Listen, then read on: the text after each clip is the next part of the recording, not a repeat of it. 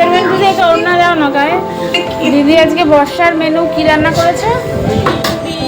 পটল ভাজা, আলু ভাজা, খালি বর্ষা বৃষ্টির জন্য পাঁপড়টা আনা হয়নি, তাই পাঁপড়টা আর ভাজতে পারলাম না। পাঁপড়টা আর ইলিশ মাছ।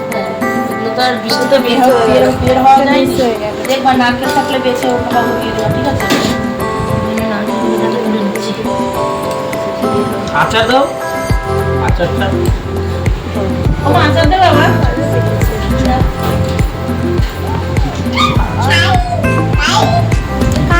আচার একটা প্লেটে করে আচার তুলে দিও মা। এর মধ্যে কি বিনসও দিয়েছো নাকি লঙ্কা?